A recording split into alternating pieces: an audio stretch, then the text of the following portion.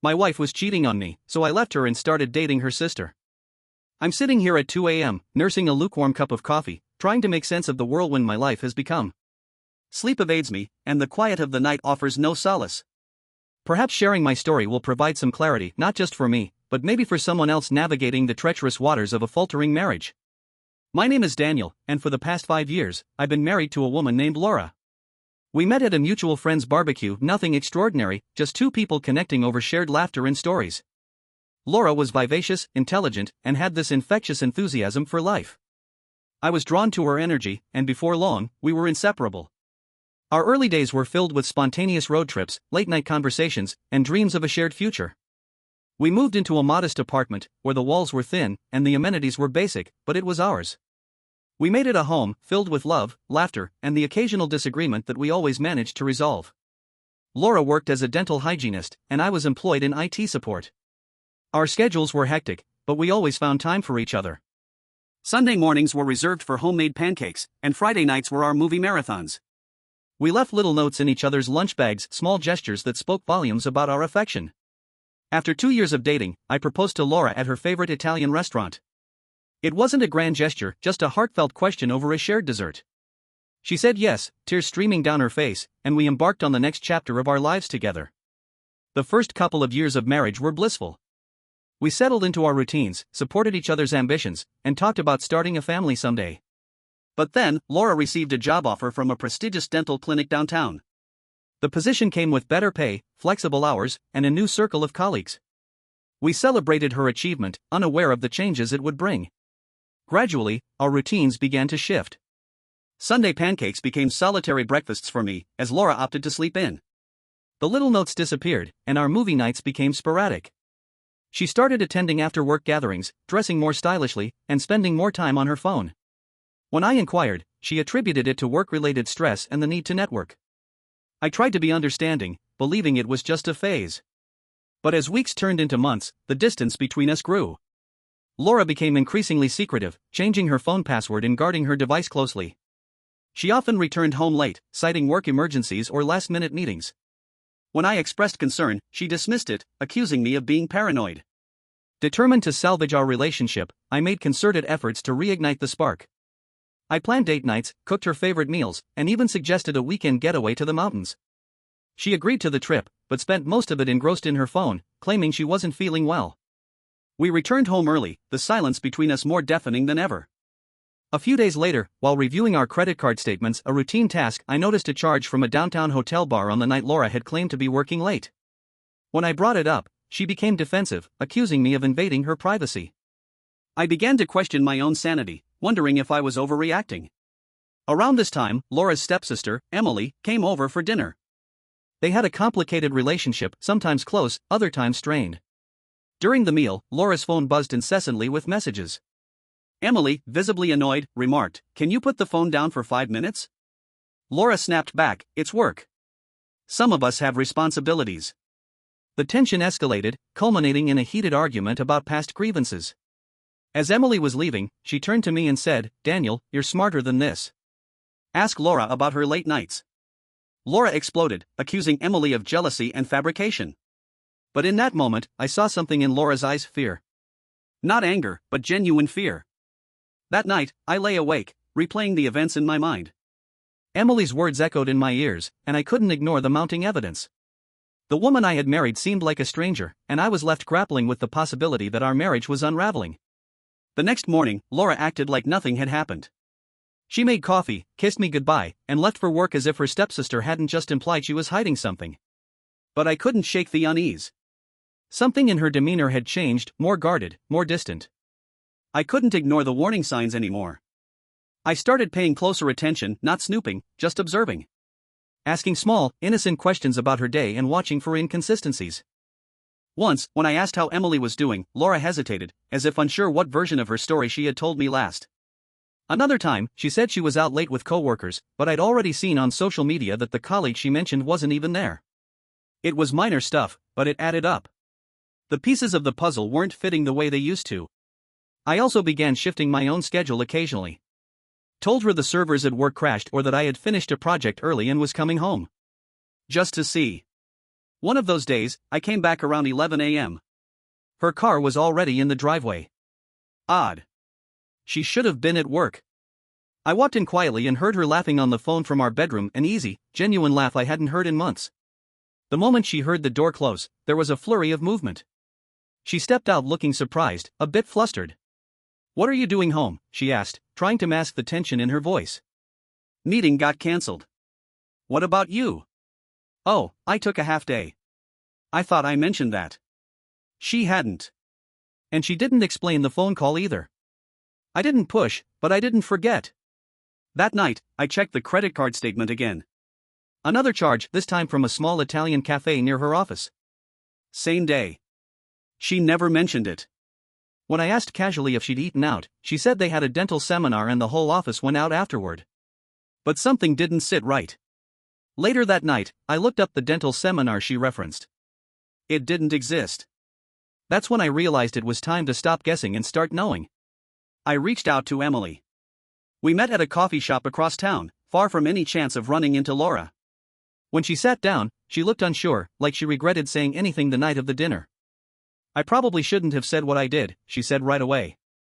"It wasn't my place, but I couldn't stand seeing you beating yourself up anymore." "Just tell me what you know," I said quietly. "I need to hear it." She sighed and folded her hands. "There's a guy.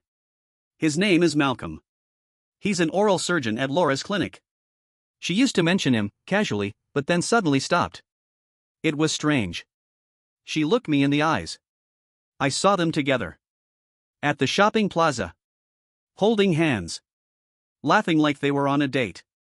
"She told you she was working that night." I nodded slowly. I didn't even feel angry, just empty. "And there's more. She told you she was with me one night. But that night, she called me asking to borrow a black dress. Forgot she was supposed to be out with me. We ended up on the phone for over an hour." I leaned back in my chair. There was no denying it anymore. "What are you going to do?" Emily asked. "I don't know," I admitted. "But I won't confront her without a plan." Over the next few days, I became methodical. I documented everything: dates, times, receipts, even photos when I could take them discreetly. I was building a picture, not for vengeance, but to protect myself. To remind myself that I wasn't imagining any of this. Meanwhile, Emily and I kept talking. At first, it was all about Laura. But gradually, the conversations shifted. We talked about life, family, movies, even childhood memories. I began to realize how easy she was to talk to: thoughtful, sharp-witted, calm. One evening, after an especially difficult day, I called Emily just to talk. I'd driven past Malcolm's apartment and seen Laura's car there. I didn't confront her, I just needed to see it. Confirm what I already knew. Emily met me at a nearby coffee shop. As she was calling an Uber, she said something that stayed with me. "You know, Laura made a huge mistake. Not just because she cheated, but because she had someone who was all in and she threw that away. People don't realize how rare that is." The Uber arrived before I could respond, but her words echoed in my mind. The next day, I met with my lawyer again. I told him I was ready to move forward. No more second guessing. No more hoping things would go back to the way they were. I wanted to end this with clarity and strength. With the decision made, I began preparing quietly. My lawyer, Mr. Connors, gave me a checklist: documents to compile, accounts to monitor, steps to take to avoid missteps. One of his key warnings: don't leave the house. "Stay put," he said. "If you leave, it complicates everything." So I stayed. I ate dinner with Laura. Watched TV beside her. Even kissed her goodnight like nothing was wrong.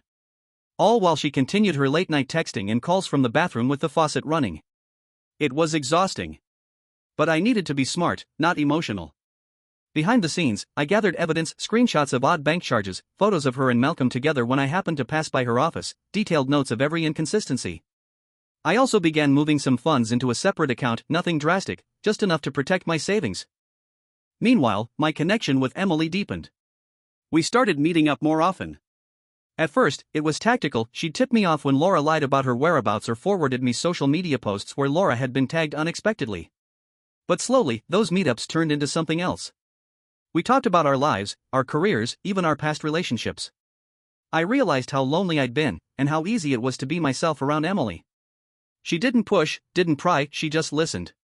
Supported. Then, the opportunity came. Laura came home one Thursday with a suspiciously upbeat mood. She was glowing, too much. I recognized the signs now. Overcompensation. I made reservations for us tomorrow night, she said, casually placing her keys down. At Florenza's. Just us. I thought we could use a nice evening out. Florenza's, the very same place I'd seen her dining with Malcolm. I almost laughed. She was setting the stage. Either to confess, or to stage a clean break where she was the one with the upper hand. A public setting. No scene. No emotion.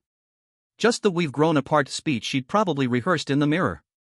But I had my own plan. That sounds perfect, I said with a smile. That night, I texted Emily, it's happening tomorrow. Florenza's. Her reply came quickly, I'll be ready.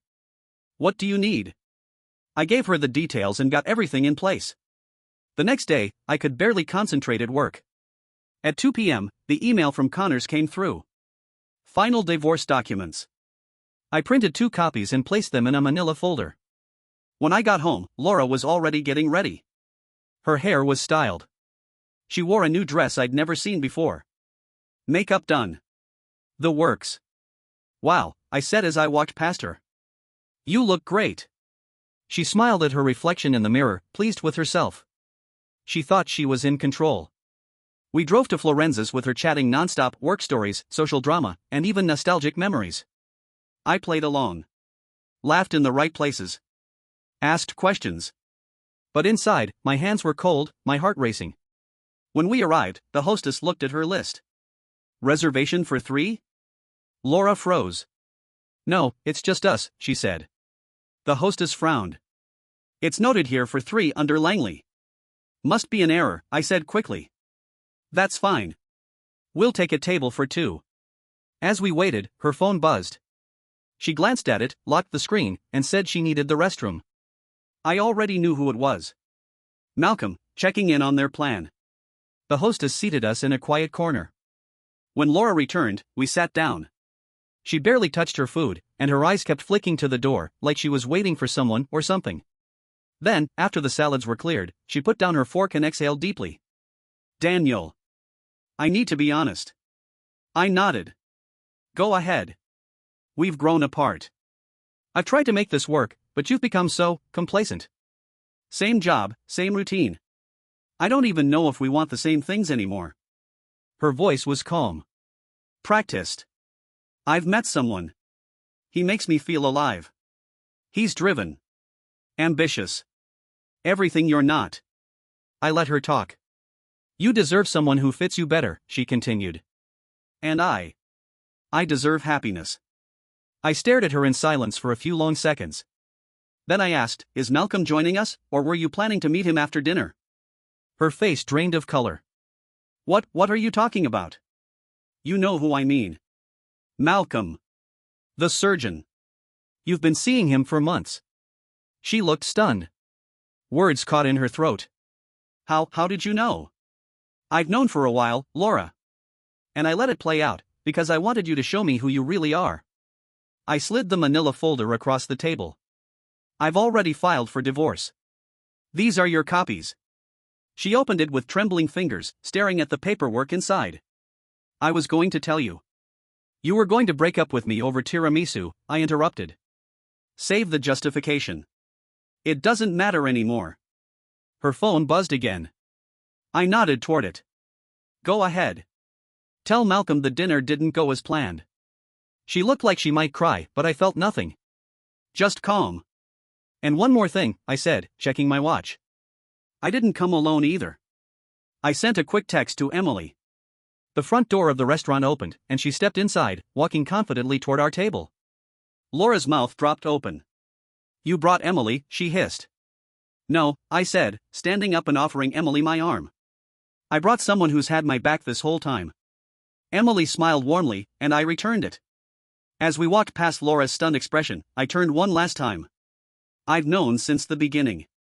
Emily's been keeping me updated the entire time. Every excuse. Every meeting.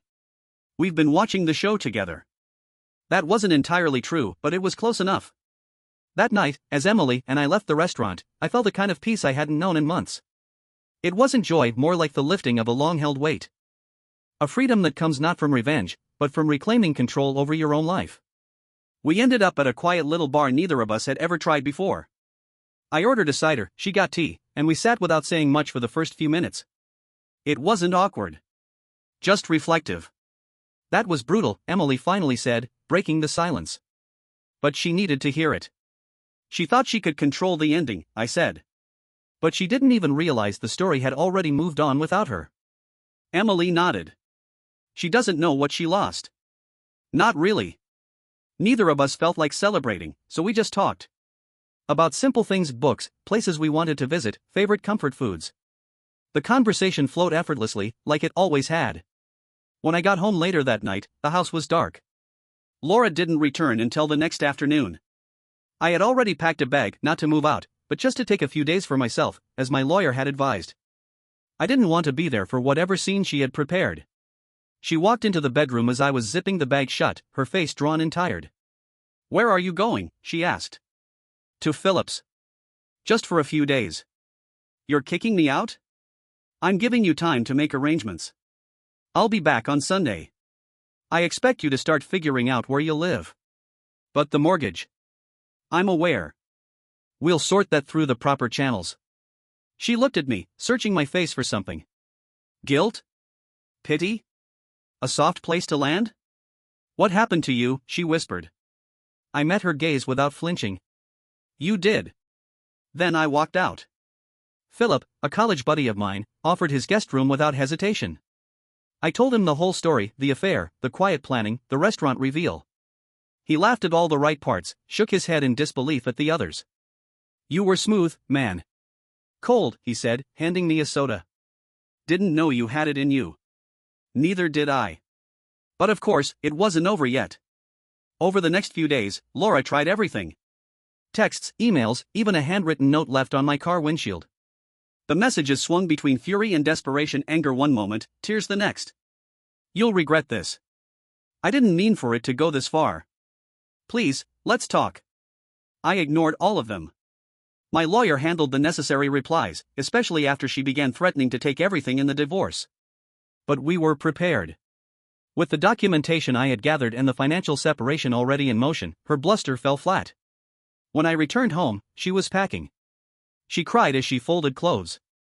Tried to plead with me again. I stayed silent, letting her process it however she needed. I wasn't cold, I was just done. "You're really going through with this," she said, not even looking at me. "Yes. I made a mistake." "No. You made many. Repeatedly. You chose this." She turned toward me, frustrated. "So what, you're with Emily now?" "That's none of your concern." "You're seriously with my stepsister." "Do you know how twisted that is? Do you know how ironic it is for you to say that, after everything you did?" She had no answer. As she wheeled her suitcase to the door, she paused. "Was any of it real?" she asked. "Some of it," I said. "But not the part where I was the one who failed." She left. The next few weeks were a blur of paperwork, logistics, and more rumors than I could track. Word spread fast. Laura, of course, painted me as the villain. Told everyone I had cheated on her with Emily. Most didn't believe it. Some did. I didn't care. One day, her mother called me, furious. "You're disgusting," she said. "You betrayed my daughter with her own sister." I let her vent. Then I calmly said, "Maybe ask Laura about Malcolm before you throw stones." There was silence on the line. Then she hung up. Not long after, Laura's father called. Same script. I gave him the same reply. The truth eventually caught up. People started putting the pieces together. Emily never once tried to defend herself. She didn't need to. Our relationship evolved quietly. We didn't announce anything. We didn't flaunt it. We just spent time together. Cooked dinners, watched old movies, walked her dog around the block. It felt normal. Honest. Eventually, Emily asked, "Are we still pretending?" I smiled. Not anymore. And that was that. Laura moved in with Malcolm. Last I heard, they weren't doing well. Something about trust issues. Go figure. As for me, I kept the house. Painted the walls new colors. Got a second-hand upright piano, something I always wanted but Laura had said was impractical. I even adopted a dog, a scruffy old mutt named Cooper who insists on sleeping across the whole bed. And Emily? She's still here. We still talk about the night at Florenza's sometimes. How surreal it all was. But mostly, we talk about the future. About what we're building now, not out of spite or revenge, but out of something that feels real. So, no, this wasn't the ending I imagined 5 years ago when I slipped that ring onto Laura's finger. It's better. Because sometimes, the person who helps you through your worst days ends up being the one you build your best days with. Thank you for watching the video, like it if you watched the video to the end and don't forget to subscribe. Have a nice day.